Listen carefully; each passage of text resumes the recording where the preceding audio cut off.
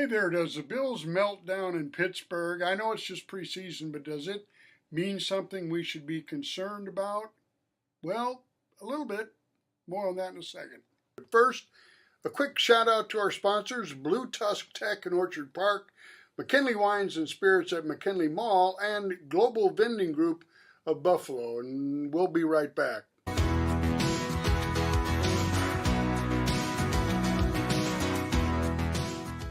So which is it? Preseason games don't matter, or they do matter?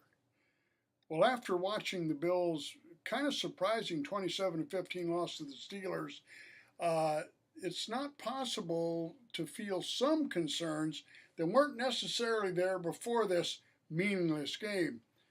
First of all, I'd like to thank Blue Tusk Tech in Orchard Park for their support. They have some enormous back-to-school sales going on right now. They have both used and new computers, and they can fix anything. Also, our thanks to McKinley Wine and Spirits out at the McKinley Mall. They have great quality, reasonable prices. Now, as for the Bills, there are a lot of negatives to point out, which we will. But first, a couple things to take away if you're an optimist, as I try to be. You know, the NFL season is a grueling 17-game struggle, and the team that you have at the end isn't necessarily the one that you started with. Injuries always a concern, that's obvious, but under the surface, there are a lot of factors also at play as the season progresses. Now, last year, Bills 13-3, 3 losses, total of 8 points. We know all that. Bills had the second best point differential. They were at or near the top of the league in most offensive and defensive measurements. This, despite a ton of key injuries, especially on the defense, a near-death experience on the field, and a quarterback with a sore elbow, and then you had all those weather-related issues. It all mattered.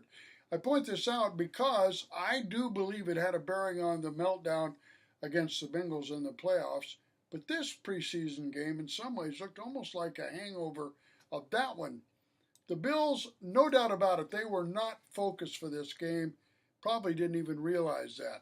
Their backups had performed very well in a 23-19 opening win against the Colts. You had 70,000 Kids Day fans roaring their approval. That's one thing. The Steelers game, predictably, would be different.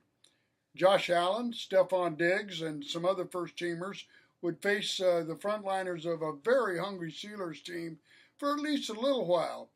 They were clearly, and I'm talking about the Steelers now, more motivated for this game than were the Bills. But this is one of the positives I'm talking about, actually. This game had to shake the Bills. No way they expected this. In the first half alone, the Bills had a dozen penalties. They finished with 13 for 93 yards, including holding and some pre-snap penalties galore.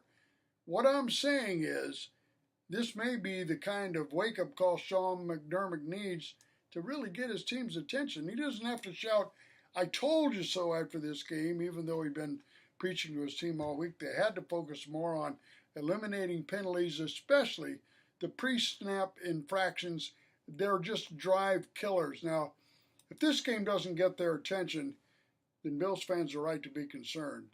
Anything short of a Super Bowl appearance for this team, in the eyes of most Bills fans, will be a disappointment. Now, that's probably not fair, but the Bills have been good enough over the past 3 or 4 seasons to warrant all the hype, all the expectations. This is especially true for Josh Allen. He's now 27, heading into his 6th season. He's a bona fide superstar, but he can't be thought of top of the heap, the GOAT, Patrick Mahomes equal until he wins at least a Super Bowl. No doubt he's well aware that Mahomes has 2 rings so far. Speaking of Allen, he wasn't the problem against the Steelers, who have an outstanding front four. James Cook had 3 carries for 3 yards. Thanks a lot, James. But Allen still managed to hit 7 of 10 passes for 64 yards. He had no touchdowns, but also no picks. He had another 30-yard plus strike to Gabe Davis that was nullified by a holding call. All things considered, Allen looked like, well, Allen. The rest of the running backs, by the way, all average over 4 yards a carry. So not picking on Cook here. I think he would have picked up steam as as the game progressed had he stayed in there. Here's another bright spot, and we finally get a glimpse of first-round pick tight end Dalton Kincaid doing what he does. He caught 3 balls from Allen for 45 yards and made it look easy. He's big, he's fast, he has great hands, and he has an upfield burst after the catch. The Bills, they're not going to coddle him like a lot of rookies. He'll have a big role in the offense right away. One more bright spot, and that's another rookie. Second-round pick O'Cyrus Torrence, again, got the start at right guard. Seemed to hold more than his own. You have to look at the films, but from what I could see, he played pretty well. It's obvious the job is his to lose. Encouraging, I think, because Allen, in the past, has been getting more pressure up the middle than necessary. Torrence is a huge mobile road grader in there, and that's what you need. Another rookie, 5th-round pick rookie Justin Shorter, showed that he's probably a keeper. He had 5 catches for 47 yards. His playing time increased from almost 0 a week ago. Khalil Shakir was kind of the victim here. He played just special teams in this game, did make a touchdown-saving tackle on a punt return, but I'm not suggesting Shorter will replace Shakir at all, but his performance was encouraging. Only 2 preseason games, but we still don't know for sure who's going to be Josh Allen's backup. Kyle Allen and Matt Barkley almost reversed roles from week 1. Barkley almost perfect against the Colts, had a terrible game and moved up to number 2. He had 3 interceptions and lost a fumble. 4 turnovers can't be overcome.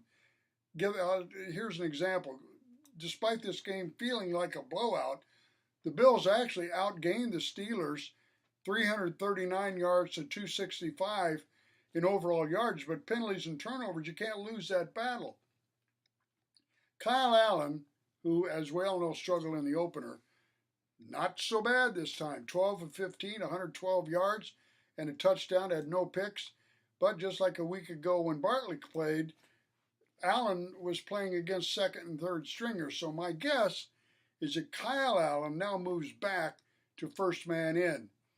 At least now the Bills have a lot of depth at wide receiver, and some good players are going to eventually get cut. Trent Sherfield, who had a brilliant 21-yard catch in traffic, seems set. He had a great camp. Andy Isabella, with his speed, continues to impress. But Deontay Hardy and Shakir, in my opinion, are ahead of him and a handful of others who played well. Hardy, here's the thing. I think he's going to be a much bigger factor once the real bullets start flying. He's really fast, not big, but he's really quick, and he's an outstanding and sure-handed kick and punt returner. Of great concern now, obviously, the offensive line, in particular at the tackle spots. Deion Dawkins had a tough night, a notable false start, but I think he's going to be okay at left tackle. We've seen enough of his work. Right tackle Spencer Brown, now supposedly healthy, struggled against the Steelers starters. His backup, Brandon Shell, retired. Tommy Doyle, who would have backed up Dawkins, was carted off the field with what looks like a serious leg injury.